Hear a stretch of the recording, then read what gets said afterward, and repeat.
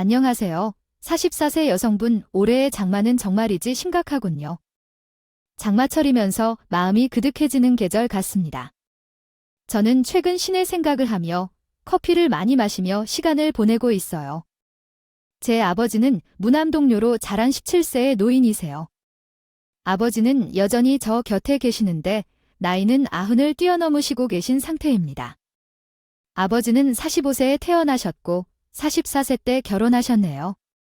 초반에 장가드셔서 부모님은 조기에 결혼하셨고 16살 때 결혼하신 아내가 계신 걸로 알고 있습니다.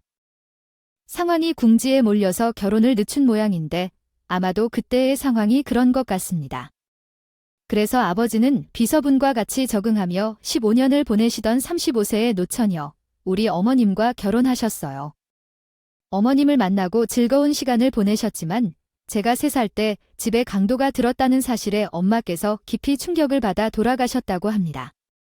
엄마는 심장이 약하셨는지 정확히 알지 못하겠지만 아버지는 56의 나이에 아내를 잃으셨군요. 어느 죽은 아버지처럼 3세의 딸을 돌본 동안 쏟아진 눈물이 무엇인지 잘 몰랐습니다. 그는 결핍이 있었으니까요. 다만 몇 년에 한 번씩 바뀌는 입주 도움과 집사 아줌마의 손길에서 자랐다는 것만 알고 있습니다. 물론 아버지는 절약하시며 소중히 여기셨죠. 제가 처음 남자친구를 사귀었을 때는 대학 때였습니다. 경제학과에서 입학한 장동건을 뺨치는 남학생이었고 우리 사회학과 여학생들이 떠들썩했었죠. 학교를 졸업하고 만난 남편과의 재회로부터 우리는 둘이서만 만나 데이트하게 되었습니다. 아버지는 술을 마시면 행복해하셨고 에미나이 또한 우리를 돌볼 만큼 젊고 건강하지 못했습니다. 그래서 결혼 생각을 하지 않았습니다. 청소년기부터 불행과 불안으로 가득 찬 삶을 살아오셨던 것이니까요. 아버지께서 저에게 주입시켰던 것은 아마도 유일한 딸을 잃을까봐 미리 출산 포기시키는 것이었던 것 같습니다. 남편과 친구처럼 데이트를 하다가 남편이 미래 이야기를 꺼낸다면 오만리 도망가겠지만 여자 심리는 이상하게도 미래 이야기를 하면 반대로 남자친구가 도망가는 상황이었습니다. 그 후로 제가 더 남자친구에게 달라붙게 되었고 연애는 한쪽에서 주도를 내주면 계속 그러한 분위기로 이어지는 것 같았습니다. 지금 돌이켜보면 남자친구는 자신의 약점으로 인해 결혼에 대한 생각이 없었거나 다른 이유로 여자에게 관심이 없었던 것 같습니다. 저도 만약에 그럴 것 같습니다. 주위의 남자들이 부러워하며 따르라고 하면 속을 단단히 닫고 무시할 것이고 남편은 냉담하면서도 멋진 모습으로 여자들을 매료시켰습니다. 다른 남자들처럼 여자를 꼬시거나 하지 않았던 것이 눈에 띕니다. 학교 도서관에서 공부만 했기 때문에 항상 다른 여자들 때문에 불안했던 나의 남자친구를 뺏기지 않으려면 내가 결혼해야 했습니다. 그 고민이 오랫동안 계속되었는데 내 신체적인 약점으로 인해 결국 그를 놓아주는 게 옳다고 느꼈습니다. 어린 남자가 결혼하면 자녀를 낳아야 한다는 부담이 있고 내가 아이를 낳지 못할 수도 있기 때문에 그런 불행을 피하기 위해 이별을 선택했습니다. 난 너를 좋아해, 정말 좋아해 유행가를 부르며 마음을 표현해주던 사람이 갑자기 이별을 통보하니 남편도 깜짝 놀란 것 같았습니다. 이유를 알기 위해 계속해서 의심하고 이야기해야 했고 결국 이별을 결정했습니다. 자신을 내걸어줘야 하는데 나는 그 경계를 그어놓지 못해 나의 건강 문제로 이별을 선택했습니다. 어느 정도 여자들이 자기 주위에 많다는 것이 싫어서 나를 고생시켰나 봐요. 자기가 나에게 느끼는 마음이 정해져 있는 것 같지 않고 그냥 내가 자기에 대해 좋아하지 않아서 괴로움을 주는 것 같았습니다. 그래서 이별하는 게 좋을 것 같아요. 미안했어. 한동안 말없이 앉아 있었던 그가 내일 토요일이라 시간이 괜찮다면 자기 고향에 같이 갈 수 있을까 물었더니 오리오는 부안에 가보고 마무리 지으러 오자고 했습니다. 데이트 중에는 고향에 대해 얘기하지 않았던 그였지만 내가 계속 물어서야 그의 부모님은 자망배로 꽃게를 잡아서 재미있게 운영한다고 대답했습니다. 꽃게는 운이 좋으면 하루에 2~3달의 월급을 벌 수 있어요. 그 동네엔 예쁘게 꾸며진 집이 많아서 남자친구의 집도 그랬고 부모님께서는 따뜻하게 맞아주셨어요. 하지만 놀랍게도 현관문을 열어준 7살 정도의 소녀가 있었어요. 형제자매나 조카라는 얘기는 못 들었는데 그래서 누군가 다른 사람인가 싶었습니다. 그 소녀는 막내 자매로 오빠와는 18살 차이가 나지만 자라면서 자유롭게 성장했나 봅니다. 형이나 누나 같은 소문은 없지만 혹시 앞으로도 더 잘 이해해 줄까요? 어쩌면 형제 사이에는 이런 이야기가 기냈나요? 같은 얼굴로 자란 두 자매가 웃으면 얼마나 좋겠어요. 그러니 정말 귀엽게 잘하셨을 겁니다. 버릇없다는 이런 거 아니구나. 오히려 정반대로 사랑스러운 짓만 하니까요. 아버지와 어머니도 막내 딸만큼 예뻐해주는 것을 넘어서 오히려 눈에서 꼬리가 흔들리는 모습을 보이셨어요. 여자로 시집간 다음 집의 누이를 사랑하는 여자는 드물다는 말처럼 이런 유순한 태도로는 사이가 엉망이 되지 않았을까 싶지만 저와는 다른 막내 의사는 처음부터 조금 달랐어요. 신우이는 어른들 앞에서 단정하게 무릎을 꿇고 앉아서 제 옆에 붙어 앉았어요. 식사할 때 자기 밥과 수저를 들고 제 곁에 앉아서 언니, 챙겨주세요. 언니, 김치가 매워요. 물로 씻어주세요. 라고 부탁했어요. 편안하게 식사하려고 하는데 귀찮게 굴지 말고 제 곁에 앉으라고 눈을 부릅뜨던 시어머니의 모습이 떠오르네요. 그러다 어느 날 남편이 바닷가를 구경시키러 나가자고 조용히 내 곁으로 왔어요. 그때 신우이는 나를 따라붙었어요. 집에서 나온 순간부터 손을 내 손에 넣고 같이 걸으려는 모습을 보였죠. 그때 느낀 것은 신우이는 할아버지, 할머니처럼 자라며 유치원 친구의 엄마 같은 모습이 좋다고 느꼈어요. 어쩌면 그것은 예상되지 않았을 것입니다. 그 흥분을 따르는 신의 뜻과 그날 거의 붙어 있는 것처럼 했고 서울로 돌아갔다. 그 후에 일요일 오후 늦게 그는 집 앞에 도착했습니다. 그는 거의 어우러져 있는 나와 닮았다는 말을 들었고 그의 딸인 은영이와 많이 닮았다는 말도 들었습니다.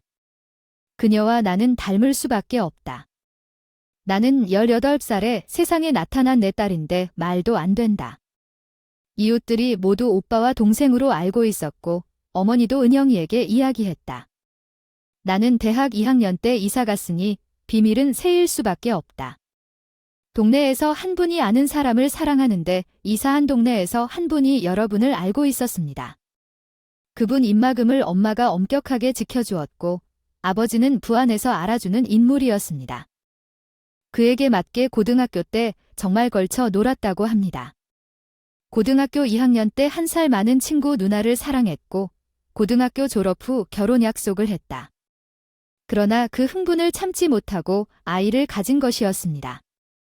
은영이 엄마는 고3 때 퇴학당했고 친정집에서 쫓겨난 채 시어머니가 보호하는 속으로 끌려 들어갔다고 합니다.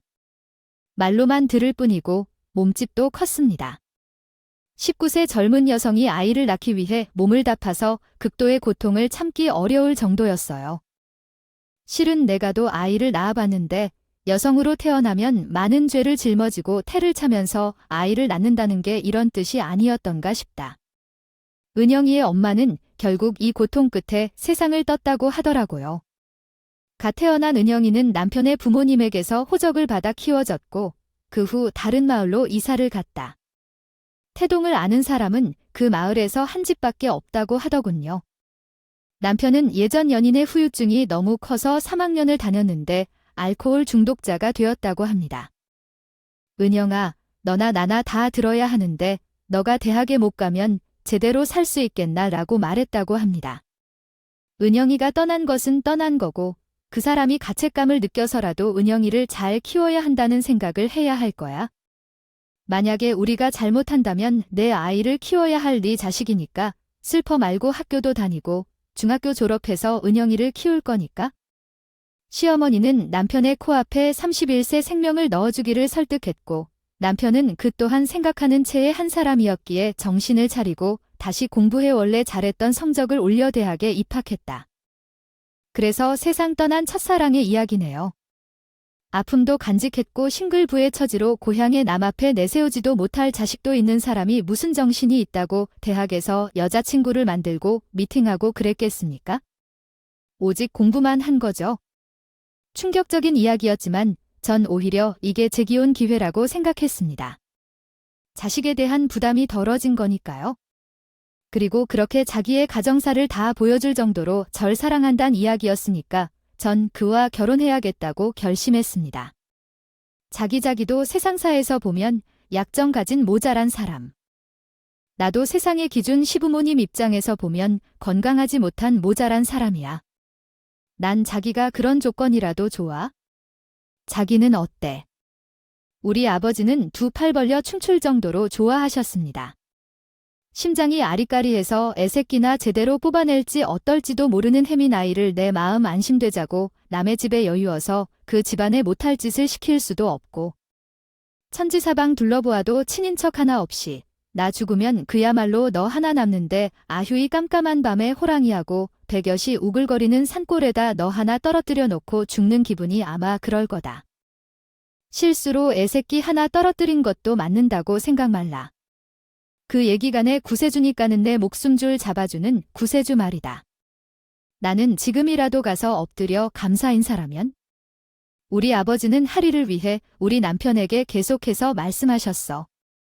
오늘 상견례 자리에 나온 은영이에게 100만 원 용돈을 주시고 컴퓨터 게임과 피규어 인형들을 선물해 주셨어.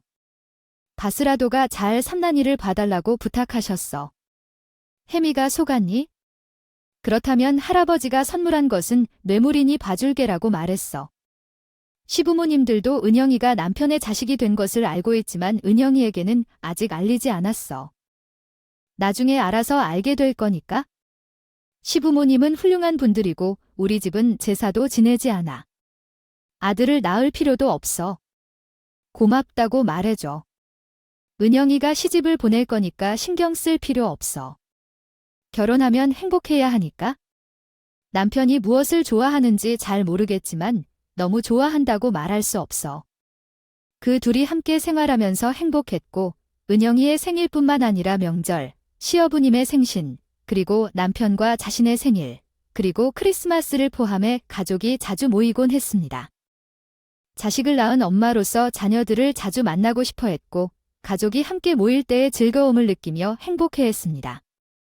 어린 시절 엄마의 노력을 생각하며 이해심을 느끼고 남편이 자신을 더욱 사랑하게 생긴 딸을 보면서 더욱 그리워하고 싶은 마음이 들었습니다. 금요일 오후에 차를 몰고 학교로 딸을 데리러 가며 영어 회화 연습을 위한 수업을 마련했습니다. 그 사람은 서울에 집이 있어서 서울과외 선생님이 아니에요. 유치원생부터 단 1년 만에 원어민 수준으로 능력을 향상시키는 것으로 유명한 선생님이라서 잘 배워야 해요. 알았죠, 아가씨? 영어를 잘하고 공부를 잘하면 제가 유학까지 보내줄게요. 남편은 주말마다 자신의 딸을 볼 수 있었고 은영이는 문화생활이라고는 못했던 부안에서 살다가 서울에서의 주말을 손꼽아 기다리게 되었습니다. 시부만 님이 당연히 너무 흐뭇해하시고 남편은 저에 대한 고마움을 다 도맡아 해주는 것으로 표현했습니다. 요리, 세탁기, 청소, 분리수거, 음식물 버리기 등 모든 것을 자신이 다 맡아서 하면서 자신의 건강과 신경을 챙기라는 말만 되풀이하더라고요. 무엇보다도 제가 싫다는 말이 일치하지 않았습니다. 술도 마시지 않고 담배도 피우지 않고 은영이가 영어를 공부하는 동안 자신의 유일한 개인 시간인 야구를 즐기러 야구팀에 가서 야구를 하고 오는 것이었기 때문에요. 사실 은영이에 대한 정이 없었지만 단지 남편을 행복하게 하기 위해서 주말마다 데리고 오는 것은 못했을 것입니다. 은영이는 자연스럽게 기어들기가 있고 절대 따르는 모습이기 때문에 예쁘게 보일 수가 없었습니다. 세상에는 정성스럽고 귀여운 아이들도 있습니다. 은영이가 남편과 딸을 위해 이렇게 노력하는 것 같아서 애가 되었습니다. 저는 양치하기를 싫어했습니다. 어느 날 양치를 하지 않고 자려고 했는데 친구가 나를 실갱이라고 비웃었습니다. 그래서 치아 건강을 위해 양치를 하기로 결심했습니다. 그랬더니 은영이가 이런 행동을 하면 안 된다고 말했지만 그녀는 어제 코피가 나서 오늘은 양치를 하면 안 된다는 이유를 대는 바람에 양치를 안 하려고 했습니다. 그런데 코피 난 것과 양치를 하지 않는 것 사이에 무슨 관련이 있을까요? 그녀가 이딴 이유로 핑계를 대서 너무 우스워서 은영이가 귀여워 보였습니다.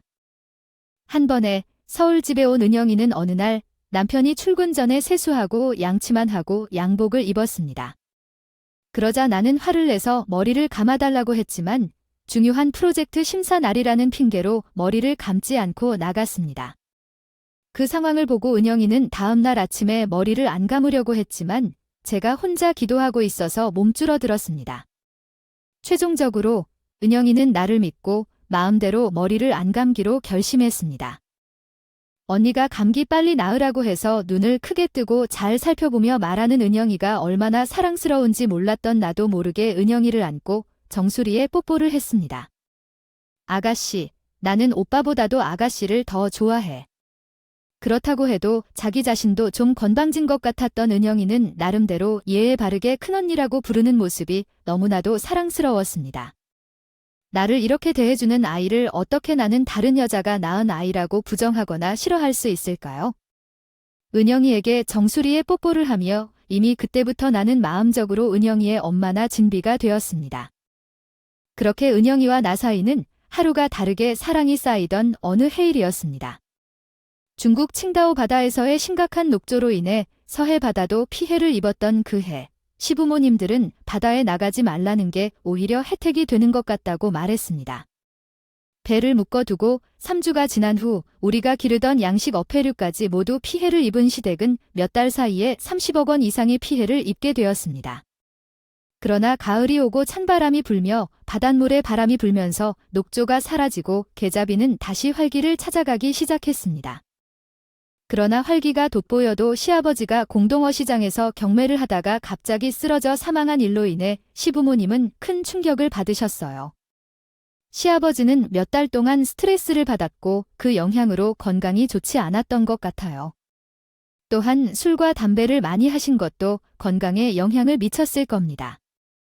시아버지가 돌아가신 후에도 시어머님은 강한 의지로 살아가셨어요. 물론 가족의 지지도 있었지만 시어머님은 스스로의 삶을 이어나가고 싶었겠죠. 자식들에게 의지하지 않고 혼자 세상을 이어나가기 위해 노력했어요. 시어머님은 꽃게잡이 배를 팔고 작은 배를 소유하게 되었어요. 그녀는 일에 헌신하면서도 시아버지의 죽음을 깊이 생각하며 살았습니다. 그리고 석 달 뒤에는 바다에서 사고가 발생했어요. 두 배가 서로 충돌하여 선장이 생명을 잃었죠. 두 배의 사고가 일어난 것은 우연이 아니라 운명이었을 겁니다. 시아버지가 떠나신 후 시어머님의 삶은 새로운 전환점을 맞이했고 그녀는 강한 의지와 열정으로 평생을 살아가셨습니다. 사고로 인해 바다에 빠지고 무인 어선 한 척이 미친 듯이 달려와 어머님을 태운 배는 뒤집혀 어머님은 바다로 떨어져 머리를 다쳐 사망했습니다. 일보배라던 남편을 그리워해오던 나의 시어머님도 자신의 일터에서 세상을 떠났습니다. 이웃들은 결혼한 지 2년밖에 되지 않았으며 별도의 생활을 하고 있었기 때문에 대단한 애정이 있었는지 의문스럽습니다. 서울로 은영이를 데리고 오느라 장례가 마련되지 않았고 이웃에게 맡기고 있던 의뢰로 장례가 진행되었습니다. 할아버지와 할머니는 은영이를 자신들의 아이로 여기며 함께 살았습니다.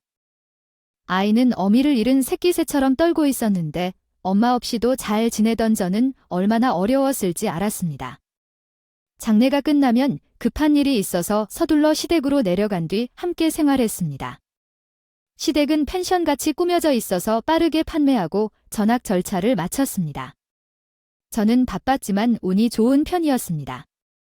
은영이가 완전히 부부의 포만을 채운 후 미숙한 젊은 나이와 친구의 부모들과 비교되는 상황에서 엄마와 아빠가 덜 가족이 된 것을 완전히 이해하지 못한 채 서울에서 보름을 지내는 이야기입니다. 한켠에서 잠을 자던 은영이가 들리는 소리에 깨어나 거실로 나가니 엄마가 아니라 할머니를 찾는 것 같아 옷장, 서재, 화장실 등을 번갈아 열고 닫았다고 합니다. 높이 성장한 우리 언니가 의아해하자 은영이는 왜 안 와요? 라며 마치 엄마에게 말하는 것처럼 백밤도 자도 돌아오지 않는다고 물었습니다. 이웃분이 장례식장 때 백밤 잤으면 돌아온다고 이야기한 것을 믿은 은영이는 엄마 없는 상황을 너무 불안해했던 것이라고 합니다. 그렇게 은영이의 엄마가 아닌 백밤을 찾는 모습이 너무 안쓰러워서 어떤 일이 있더라도 은영이를 놓지 않겠다는 결심을 하게 된다고 합니다. 우리 집에는 처음에 파랑새가 있었지만 신혼이 좋다는데도 자녀가 없는 집은 단지 동거에 불과하다고 말하는 이야기입니다. 우리 집에는 은영이가 있어서 가정이 완성될 수 있었습니다. 사실 신발 벗는 모습까지 똑같이 닮은 모습을 보면서 사랑하는 남자와의 아이가 없는 여자의 마음은 언제나 서글플 것입니다. 그러나 그런 마음이 들 때면 친정아버지의 말씀이 마치 목숨을 쥐고 있는 것 같아서 슬픈 마음을 지우려 애쓰며 은영이를 최선을 다해 키웠습니다. 은영이가 14살 때 의외로 아이를 가지게 되었는데 남편과 친정아버지는 반대했지만 제가 죽어도 죽으면 안 되는 순간이라 이해했습니다. 아이를 가지게 된 여성들의 마음이라면 이해할 수 있을 것 같아요. 초음파 사진을 보고 아이의 심장 소리까지 듣고 수술을 하면서 한 번도 후회하지 않았어요. 아이를 안겨보면서 당신 닮은 아이를 낳는 것이 내 소망이었습니다. 건강관리를 잘할 거예요. 내 자식이 건강하게 자랄 거라는 확신이 있었죠. 남편을 설득하는 그 순간에 은영이는 제 곁에 있었습니다. 은영이가 제 배 위에 자신의 두 손을 얹고 어루만지며 보호해주는 듯 했어요. 아기의 건강을 위해 옳은 결정을 내리라고 큰 누나가 이야기했습니다. 아기가 나오기 전까지 머리를 깎지 않을 거라고 했어요. 은영아, 넌 동생이 아니라 조카가 태어나는 걸로 좋겠다고 했어요. 뱃속에 있음에도 불구하고 우리가 똑같이 생긴 아기가 있다고 하네요. 산부인과에서 태아가 복부에 있음에도 심장 수축 기능이 떨어지지 않아서 큰 문제가 없어 보인다고 말해주셨는데 희망적인 계획이라고 했습니다. 따라서 우리는 아기를 낳기로 결심했습니다. 남편과 친정아버지가 내 고집을 따르지 못한 거였죠. 그러나 태아심장 초음파 검사 시기인 16주에 문제가 생겼어요. 심장 기형은 아니지만 다른 아기들에 비해 수축 기능이 떨어진다고 했습니다. 그러나 저는 분명 뱃속에서부터 심장 기능이 떨어졌을지도 모르지만 지금까지 잘 살아왔고 우리 아기도 비슷할 것이라고 믿었습니다. 아이가 태어나기까지 겁도 나고 어찌해야 할지 모르겠는데 태어날 아이를 지워버리는 건 범죄라고 생각했습니다. 이미 16주면서 팔다리도 움직인 아기가 소리도 듣는데 그런 아기를 어떻게 폐사로 간주할 수 있겠어요. 임신 기간 동안 남편과 은영이가 적극적으로 돌봐주고 편안하게 해주어서 행복한 시간이었습니다. 그는 엄마가 없이 자란 19세 어린 누이가 오히려 엄마 같았다고 말해요. 임신 막바지에 다리가 붓는 저를 주물러 주던 은영이, 그는 추운 날씨에 아파트 단지에서 아줌마와 이야기를 나누고 실내로 들어와 앉았다. 은영이가 다리를 마사지하는 것을 보고 의아해하며 물었다. 아줌마는 크고 추운 언니, 다리가 아프고 꽁꽁 얼어서 마사지를 해주는 거야 라고 대답했다. 그러던 중 은영이는 간혹 엄마의 모습을 보았다. 임신 기간 동안 엄마와의 기억이 없는 것을 뉘었고 두 사람은 서로 울었다. 이후 은영이는 건강하게 출산한 후 가족들의 걱정과는 다르게 상태가 좋았다. 40일 동안 조리원에서 몸을 쉬고 그 후 은영이는 보조 엄마의 역할을 시작했다. 이웃 아줌마들은 은영이를 아주 칭찬했습니다. 그들은 은영이가 아름다워서 쌍둥이인 것 같다고 말했고 또한 콧물까지도 닮았다며 웃었습니다. 한 이웃은 은영이를 보고 처음 봤던 이런 고모 같은 사람은 처음이라고 말했습니다. 다른 집에 사는 15살 소녀들은 시한폭탄이라고 할 정도로 아름다웠는데 그런데 은영이의 집은 그냥 훈풍이라며 다른 이웃이 말했습니다. 현기 엄마는 은영이가 얼굴이 복이 들어서 이렇게 예쁜 동생을 가졌다고 말했고 또 다른 이웃이 15살 소녀가 34살인 줄 모르고 산호발을 보았어야 한다고 놀란 듯 말했습니다. 은영이는 유튜브로 아기 돌봄법을 배우고 산후조리 사역을 해왔습니다. 어릴 적부터 요리를 좋아하는 은영이는 제빵 기술을 배우러 일본으로 유학을 가고 싶어 했습니다. 다른 아이들이 학원에 다니며 바쁘게 공부할 때 은영이는 자신의 취향을 존중하며 다른 길을 선택했습니다. 은영은 학교를 마치고 돌아와 강희와 놀기를 좋아했습니다. 아이를 낳은 후 몸이 힘들었는지 하루 절반 정도는 누워있으며 엄마의 역할을 열심히 했습니다. 생후 120일까지 아기의 밤낮이 뒤바뀌었는데 남편과 나, 그리고 은영이는 3교대로 돌봤습니다. 강아지를 산책시키거나 동네 마트에 나갈 때는 항상 강희를 함께 데리고 갔는데 은영이는 강보다 더 즐거워하는 것 같았습니다. 언니와 동생이 닮았다는 말을 듣면서 은영이와 강은 서로 닮았다고 생각했습니다. 항상 강희와 함께하면 부모님의 추억이 떠오르지 않아 좋았습니다. 사실은 부모님의 생각을 항상 감추고 살았었고, 그래서 가족 같은 느낌을 받았다고 말할 수 있겠죠. 저 이야기를 듣고 마음이 아파서 다른 말을 못 해주었고, 오직 아가씨, 나는 오빠보다도 아가씨가 더 좋다고 하고 싶었습니다. 항상 남편은 집안에 만족해하고, 은영은 학교를 사랑했어요. 그래서 우리는 조용하고 평화로운 삶을 살고 있었습니다. 시간이 흘러 은영이는 2학년 가을에 고등학교로 가족들과 함께 코스트코에 장을 보러 갔는데 우연히 거기서 남편의 고향 어르신을 만났어요. 얘야, 은영이야, 너는 기억 못하나?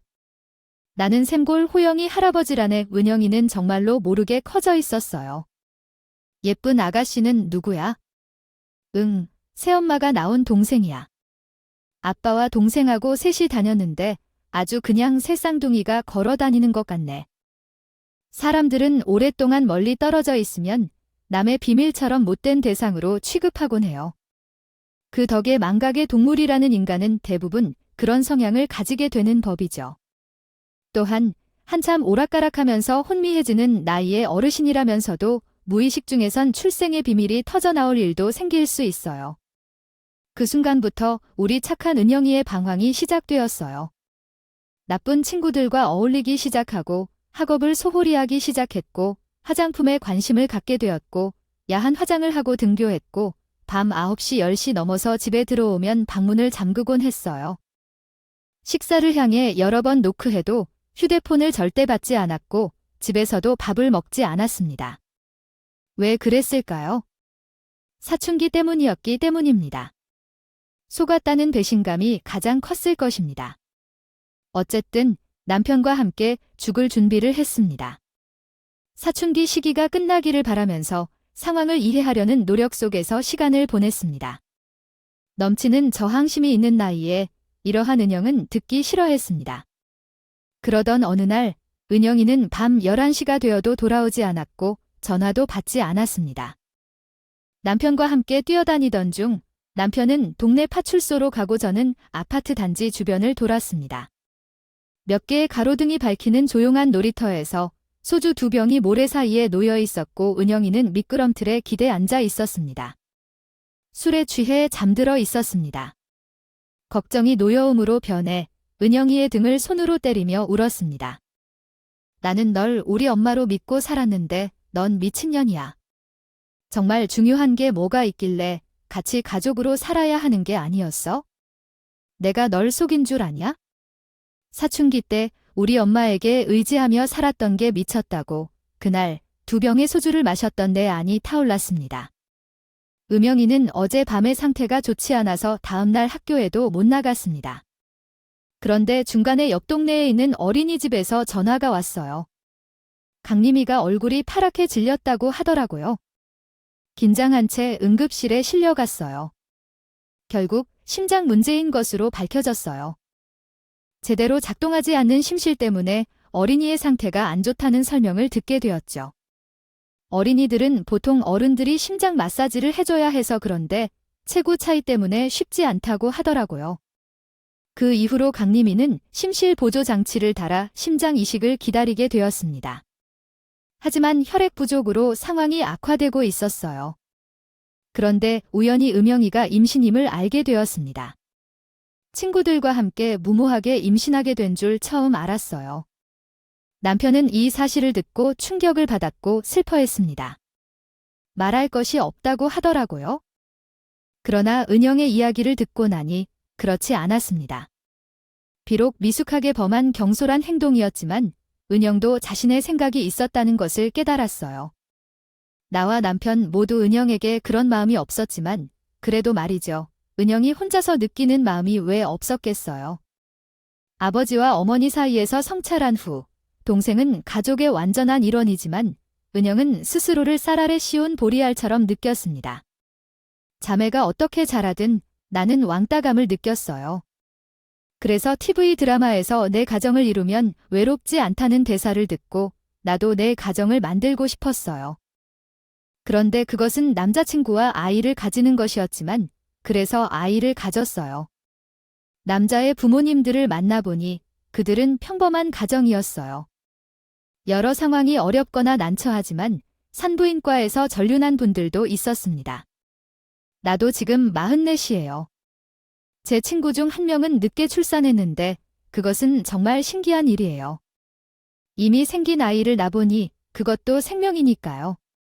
이 모든 일 터밀테면 내 생각에 황망하면서도 살짝 재미있는 게 있었어요. 아름다운 딸을 낳게 되면 우리 집에는 사실 많은 혼란이 있었습니다. 딸로 키우고 있다고 소문이 나서 좋아하는데, 남자는 그런 생각을 하는 사람이나 아닌 사람인지 학교는 휴학 처리했습니다. 담임 선생님 말씀에 따르면 출산 후 원하면 다시 편입학할 수 있도록 도와준다고 하셨어요. 양가에서 서둘러 집을 마련했습니다. 우리 아들 때문에 마음도 쓸 수가 없었어요. 어쩌다 건너의 집에 도움을 청할 생각까지 해가지고서 집을 찾아주신 것 같았는데 바로 아파트 안작은 방 한 칸을 얻게 된 거예요. 물론 제가 거의 다 밀다시피 했습니다. 출산을 앞두고 간혹 걱정도 되었는데요. 가끔은 마음속으로는 딸과 비슷한 선한 아이가 태어날까 싶다고 말이죠. 하지만 이런 예감은 신이 준 편지라고도 하지요. 내 딸은 산부인과 가기도 전에 응급실에 가서 거기서 분만했어요. 응급실이 그렇게 좋아 산부인과로 못 가게 됐답니다. 딸과 함께 다니는 산부인과가 우리 동네에서 가장 명성이 높은 개인 병원이었지만 돌연 이사를 해야 했어요. 다른 대학병원으로 옮겨졌답니다. 난산이라 그런다고 하더라고요. 아들은 수면 중이었고 방문 시간이 끝날 때쯤 나와 봐주세요. 이야기 중심의 장면이 포함된 한국어 텍스트를 번역합니다. 딥러닝 기술을 사용하여 자연스럽게 렌더링하므로 실제 사람의 번역과는 차이가 있을 수 있습니다. 감사합니다. 저는 듣던 중에 어색한 절 말에도 어색할 걱정하면서 남동생은 저에게 전화가 왔다. 아주 큰 언니, 수술 받으러 1시간 후였다. 지금 올래요? 오빠는 강의실에 두고 오빠만 와주세요. 둘 다 오면 강의는 어쩌죠? 큰 언니는 빨리 와줄 것을 부탁하며 말했다. 그리고 큰 언니에게 보고 싶다고도 했다. 내게는 무섭고 미칠 것 같은 예감이 들었고 폭우가 쏟아지는 길을 택시로 질주하며 울었다. 수술 대기실에 도착하면 베드 앞에서 은영이와 남편이 맞닥뜨렸다. 남편은 벽에 머리를 부딪히며 울고 있었고 밖에서도 남편이 울음소리가 들렸다. 이런, 무슨 일이야, 도대체 무슨 일이 있는지 모르지만 영희를 대할 수 없을 것 같은 예감에 은영이 침대에 누워있던 제품을 덮쳤다. 결심했다. 안 놓칠 거야, 큰 언니는 말했다. 천상마루 제기 들은 거야? 잘못하면 아기를 낳다가 뇌사에 빠질 수가 있다네. 그 말에 큰 언니는 당황했다. 누가 그런 소리를 했어? 어떤 말썽꾼이 그러나 큰 언니는 분노에 가득 찼다. 내가 그 입 막아버리겠어. 그리고 은영이에게 말을 걸었다. 다시 한번 심장 이식을 공유할 거라고 서류 작성을 했어요. 나의 심장을 강에게 줄 거라 그러니까 언니, 내가 잘못해도 울지 마요. 나는 강의 몸 안에 있을 테니까. 내가 뱃속에 아기같이 엄마가 되어 보이니까. 옳게 큰 언니가 나에게 베푸어 준 게 뭔지 이제야 알겠는데 이대로 떠날 것 같아서 정말 미안해요. 언니, 나를 깨워줘서 고마워요. 아니, 엄마가 끼워줘서 그동안 정말 고마워요. 엄마는 은영이에게 처음 들어본 썸마라는 말이었습니다. 엄마, 그리고 이제부터 빨리 나를 촬영해주세요. 아빠, 나, 은영이, 울지 마세요. 난 아마 떠날 것 같은데 울지 않는다고 약속해요. 아빠가 날 얼마나 사랑했는지 난 알아요. 그러니까, 아빠, 난 강의 몸속에 살아있을게요. 아빠, 사랑해요. 나 대신 강이 많이 사랑해주세요. 내 동생 언니가 너무너무 사랑해요. 다음에 꼭 다시 만나자. 결국 은영이는 딸을 낳다가 난산으로 세상을 떠났습니다. 자기를 낳아준 생모랑 똑같이 말이에요. 그리고 은영이의 심장은 우리 강이가 받았습니다. 은영이 몸무게가 44kg이었고 강의 몸무게가 18kg이었습니다.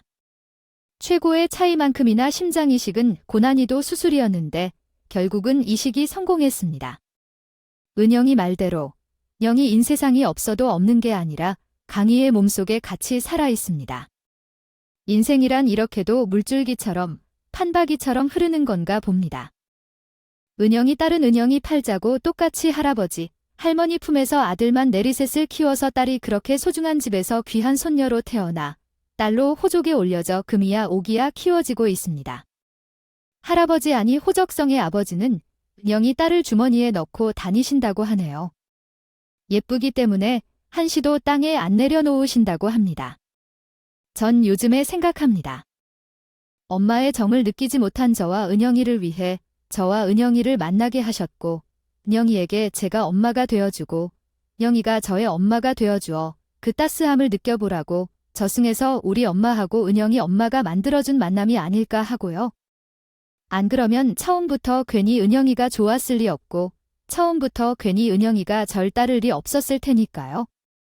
남편은 강희를 이전에 소중하게 생각하는 것에 천만 배는 더 소중하게요.